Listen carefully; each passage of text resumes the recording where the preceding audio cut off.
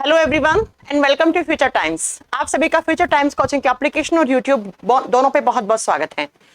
Last class में मैंने आपको केमिस्ट्री की क्लास में मैंने कहा था कि कुछ जो इंस्ट्रूमेंट्स आते हैं जो साइंस में अलग अलग एग्जामिनेशन में क्वेश्चन पूछ लिए जाते हैं कि फलाना इंस्ट्रूमेंट है वो क्या मेजर करता है या इस इंस्ट्रूमेंट द्वारा क्या मेजर किया जाता है या इसका यूज क्या है। तो लास्ट क्लास एक क्लास में ले चुकी हूं जिसमें मैंने आपको 35 क्वेश्चंस करवाए थे इन मेजरमेंट इंस्ट्रूमेंट्स वाले में से।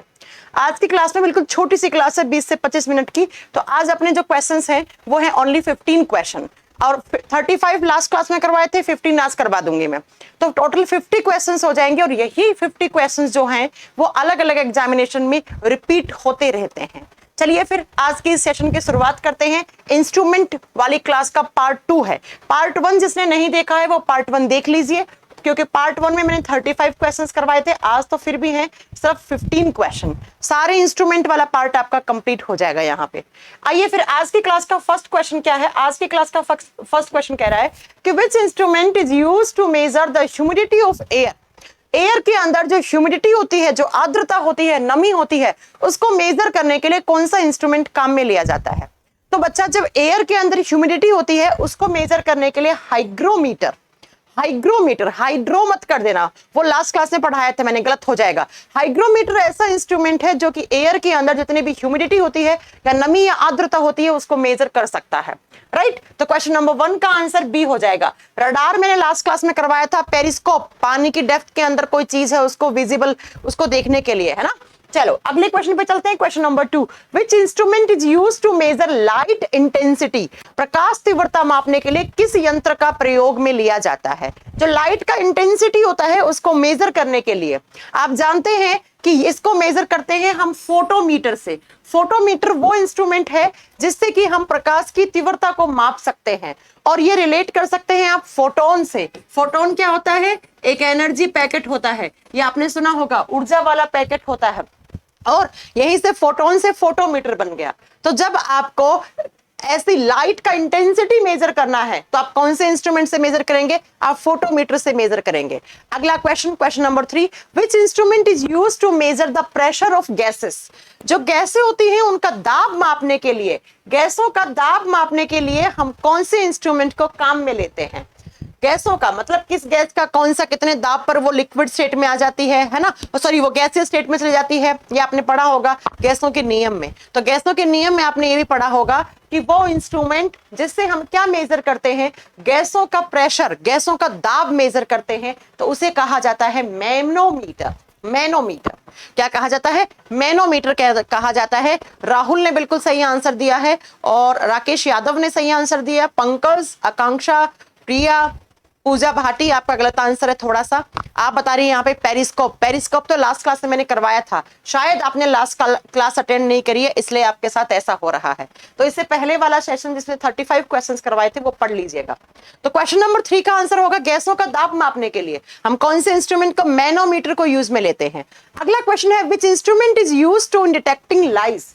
झूठ को देखने के लिए, मतलब झूठ आपने देखा होगा अक्सर मूवी वगैरह में करते ना, सच का सामना, ऐसे कुछ सीरियल आते हैं तो उसमें लोगों को, या जो अपने क्रिमिनल्स होते हैं वो झूठ बोल रहे हैं या सच बोल रहे हैं, तो उनको नापने के लिए एक मशीन होता है जो कि टोटली आपके केमिकल बेस्ड टेक्नोलॉजी पे बेस्ड होती है। आपके बॉडी के अंदर जब झूठ बोलते हैं तो कुछ बायोलॉजिकल चेंजेस होते हैं, उन्हीं चेंजेस से देखकर डॉक्टर वगैरह पकड़ लेते हैं कि भाई यहाँ पर ये जो इंसान है ये झूठ बोल रहा है या कितना % ये सच हो सकता है, एक्सेट्रा एक्सेट्रा। ये चीजें कौन से इंस्ट्रूमेंट से कर सकते हैं? तो इसे कहा जाता है पॉलीग्राफ। पॉलीग्राफ वो इंस्ट्रूमेंट है जो झूठ को पकड़ने के लिए काम में आता है। राइट, तो क्वेश्चन नंबर 4 का आंसर हो गया सी।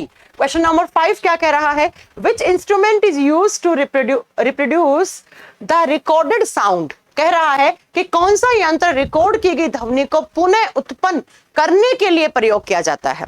जो रिकॉर्ड की गई साउंड है उसको वापस से जनरेट करना है तो कौन सा इंस्ट्रूमेंट काम में लिया जाएगा।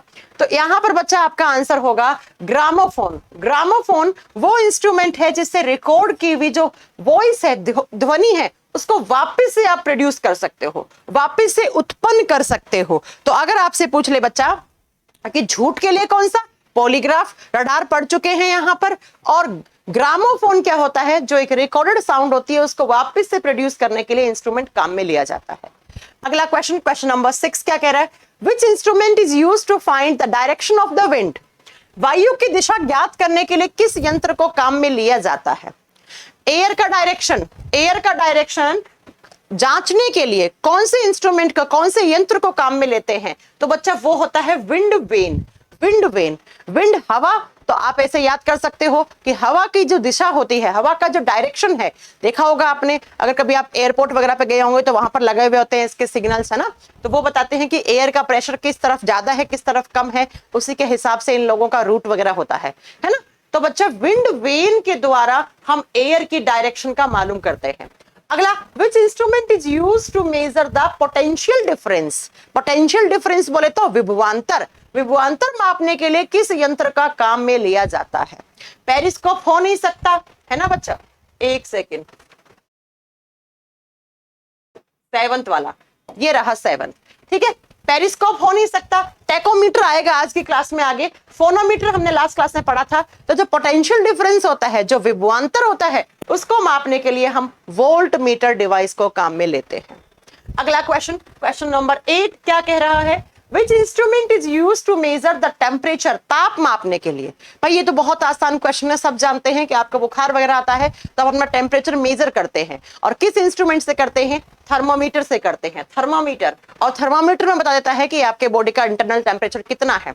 अगर 97 से थोड़ा बहुत ऊपर है, 98, 99 या 100 जा चुका है, तो मतलब आपको हाई फीवर है।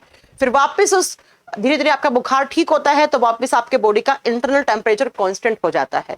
तो थर्मामीटर इंस्ट्रूमेंट से हम बॉडी का टेम्परेचर मेजर करते हैं। क्वेश्चन नंबर 9 कह रहा है, which instrument is used in measuring the rotational speed of the electric motor or the rotational speed of the vehicle. वैद्युतिक मोटर घूर्णीय गति अथवा वाहन की घूर्णीय गति नापने के लिए किस यंत्र का प्रयोग किया जाता है।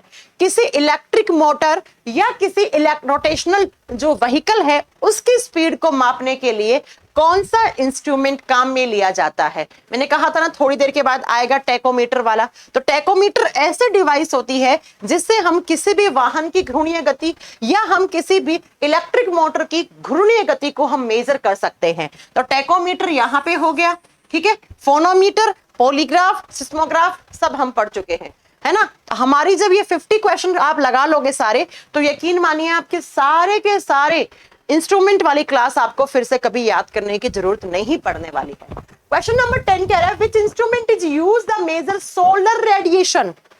जो सोलर रेडिएशन होती है, जिनको हम सौर विकिरण कहते हैं, उसको मापने के लिए कौन सा यंत्र काम में लिया जाता है।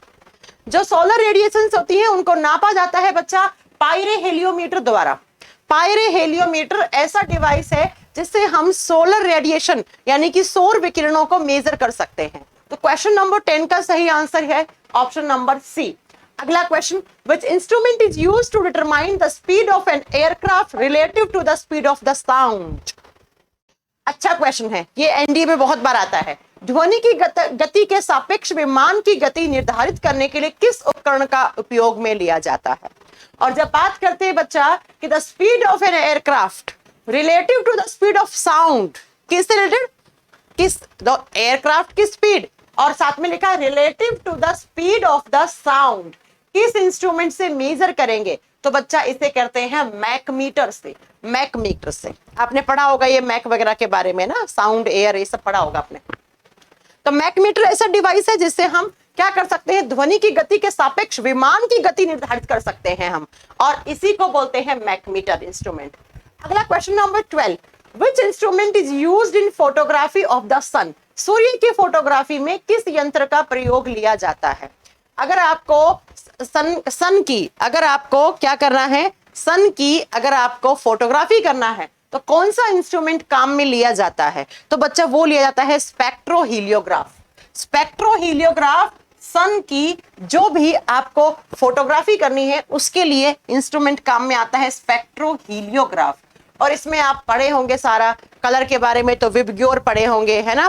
कौन सा कलर है जिसका एनर्जी सबसे कम होता है, कौन सा कलर का एनर्जी ज्यादा होता है, तरंग दैर्ध्य किसकी ज्यादा होती है, किसकी कम होती है, ये सब आपने पढ़ रखा होगा, ठीक है। तो स्पेक्ट्रोहेलियोग्राफ ऐसा मेजरमेंट की डिवाइस है जिससे आप सूर्य की फोटोग्राफी कर सकते हो आसानी से।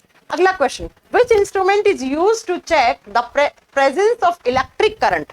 विद्युत धारा की उपस्थिति की जांच करने के लिए, इलेक्ट्रिक करंट फ्लो हो रहा है कि नहीं हो रहा है, इसको मेजर करने के लिए हम कौन सी इंस्ट्रूमेंट काम में लेते हैं? गैल्वेनोमीटर।